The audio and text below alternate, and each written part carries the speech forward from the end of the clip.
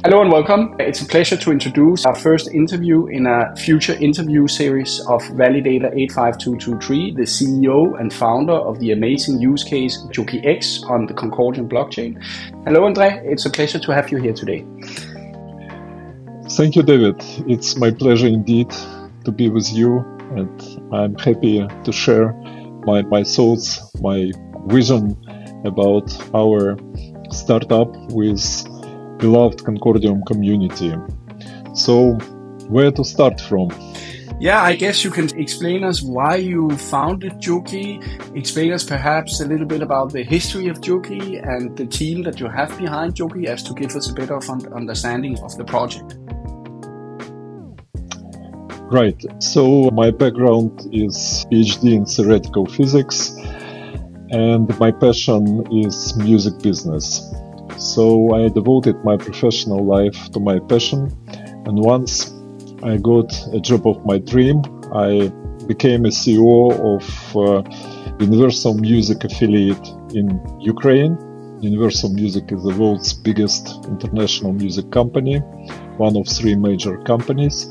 So I learned a lot during 12 years when I was working for Universal Music.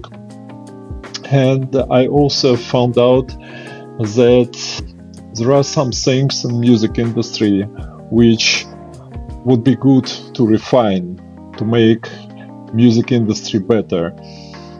The thing is that music industry is heavily centralized, and consequences of this centralization are suboptimal allocation of resources, first of all.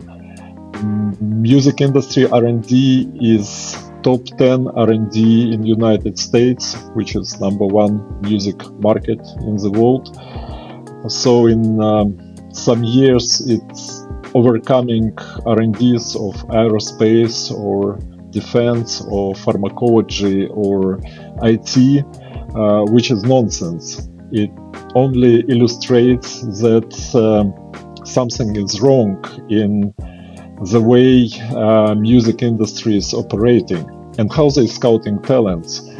Well, they have, from my own experience, very few top-level elite executives called A&Rs, artists and repertoire managers, who are responsible for scouting. They are actually gatekeepers of music industry. They take a final decision whom of artists to let in, to support in their professional career, and whom of them not to support. And result of this is the fact that millions of artists who upload their music on streaming services, hoping to make a living out of their passion, earning so little that they can afford a cup of coffee at Starbucks once a year for earnings from music streaming. And it's true for 99% of artists.